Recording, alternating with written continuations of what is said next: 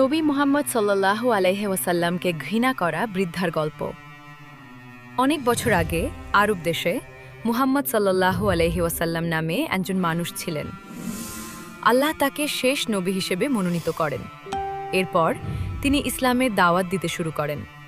দরিদ্র, অসহায় আর নিপীড়িত অনেক মানুষ ইসলামকে ভালোবেসে ফেলেছিল, কারণ তারা বুঝতে পেরেছিল ইসলামই হলো সঠিক জীবন ব্যবস্থা। কিন্তু সব মানুষ নবী মুহাম্মদ সাল্লাল্লাহু আলাইহি ওয়াসাল্লামকে পছন্দ করত না। তাদের মধ্যেই ছিলেন একজন বৃদ্ধা মহিলা। এই বৃদ্ধা ইসলাম সম্পর্কে কিছুই জানতেন না। নবী মুহাম্মদ সাল্লাল্লাহু আলাইহি ওয়াসাল্লাম আসলে কেমন মানুষ সেটাও তিনি জানতেন না। তবুও তিনি ইসলাম এবং নতুন নবীকে ঘৃণা করতেন।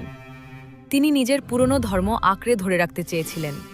তাই তিনি সিদ্ধান্ত নিলেন নবী মুহাম্মদ সাল্লাল্লাহু আলাইহি ওয়াসাল্লামকে এড়িয়ে চলতে শহর ছেড়ে অনেক দূরে চলে যাবেন। একদিন প্রচণ্ড গরমে মরুভূমির তপ্ত রোদে তিনি ভারী বোঝা কাঁধে নিয়ে চলছিলেন। ঠিক তখনই নবী মুহাম্মদ সাল্লাল্লাহু আলাইহি ওয়াসাল্লাম তাকে দেখতে পেলেন। তিনি থামলেন আর সাহায্য করতে এগিয়ে গেলেন। বৃদ্ধা এতে খুব খুশি হলেন। হাঁটতে হাঁটতে নবী সাল্লাল্লাহু আলাইহি ওয়াসাল্লাম তাকে জিজ্ঞেস করলেন, আপনি শহর ছেড়ে চলে যাচ্ছেন কেন? বৃদ্ধা বললেন, আমি মুহাম্মদ নামে একজন লোকের কথা শুনে ক্লান্ত হয়ে গেছি।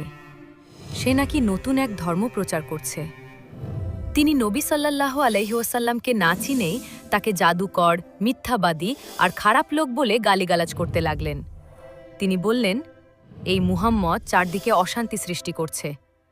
তার নতুন ধর্ম আমাকে খুব রাগান্বিত করেছে। নবী সাল্লাল্লাহু আলাইহি ওয়াসাল্লাম ও সেই বৃদ্ধা দীর্ঘ সময় একসাথে হাঁটলেন। সারা পথ ধরে বৃদ্ধা নবী সাল্লাল্লাহু আলাইহি ওয়াসাল্লামকে না জেনেই খারাপ কথা বলতেই থাকলেন। কিন্তু নবী সাল্লাল্লাহু আলাইহি ওয়াসাল্লাম চুপচাপ ছিলেন, একটিও খারাপ কথা বলেননি। অবশেষে তারা বৃদ্ধার গন্তব্যে পৌঁছালেন। বৃদ্ধা সেই দয়ালু মানুষের উপর খুবই সন্তুষ্ট হলেন। নবী সাল্লাল্লাহু আলাইহি ওয়াসাল্লাম বিদায় নিতে উদ্যত হলে বৃদ্ধা হঠাৎ জিজ্ঞেস করলেন, আপনার নাম কি? নবী সাল্লাল্লাহু আলাইহি ওয়াসাল্লাম শান্ত কণ্ঠে বললেন, আমার নাম মুহাম্মদ। এই কথা শুনে বৃদ্ধা হতভম্ব হয়ে গেলেন। তিনি ভাবলেন, এত দয়ালু, এত সুন্দর, এত সহানুভূতিশীল মানুষ কিভাবে খারাপ হতে পারে? তিনি বুঝে গেলেন তিনি ভুল ছিলেন। এই মানুষ কখনোই মন্দ হতে পারেন না। সেই মুহূর্তেই তিনি ইসলাম গ্রহণ করলেন এবং বললেন, আল্লাহ ছাড়া কোনো উপাস্য নেই, আর মুহাম্মদ সাল্লাল্লাহু আলাইহি ওয়াসাল্লাম আল্লাহর শেষ রাসূল। এই গল্প আমাদের জন্য এক অসাধারণ শিক্ষা। এটি আমাদের শেখায় আমরা যেন সব সময় সবার সাথে দয়া ও ভালো ব্যবহার করি, এমনকি যারা আমাদের সাথে খারাপ আচরণ করে তাদের সাথেও।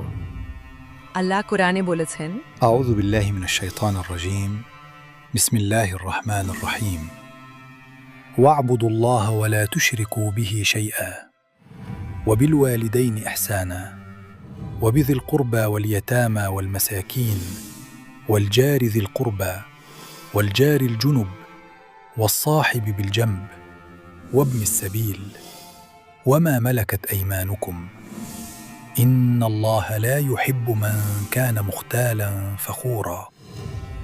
বাংলা অর্থ, তোমরা আল্লাহর ইবাদত করো এবং তার সঙ্গে কাউকে শরিক করো না, আর সৎ ব্যবহার করো মাতাপিতার সাথে, আত্মীয় স্বজনের সাথে, এতিমদের সাথে, দরিদ্রদের সাথে, নিকটবর্তী প্রতিবেশী ও দূরের প্রতিবেশীর সাথে, সহচরের সাথে এবং মুসাফিরের সাথে।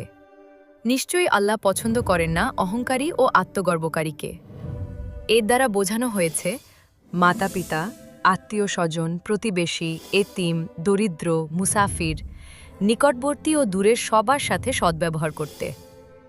কখনো কখনো মানুষ আমাদের ভুল বুঝতে পারে, কিন্তু তারা যদি আমাদের দয়া, সহানুভূতি আর সাহায্যের আচরণ দেখে নবী মুহাম্মদ সাল্লাল্লাহু আলাইহি ওয়াসাল্লামের মতো, তাহলে ইনশাআল্লাহ তারা বুঝতে পারবে তারা ভুল ছিল। আর যদি নাও বোঝে, তবুও ইনশাআল্লাহ আল্লাহ আমাদের প্রতিদান দেবেন, কারণ আল্লাহ দয়ালু মানুষদের ভালোবাসেন। তাই আজই কাউকে একটি ভালো কাজ করে দেখান। আল্লাহ যেন আমাদের সবাইকে দয়ালু মানুষ বানান, যাতে আমরা সবাইকে সাহায্য করতে পারি। আমিন।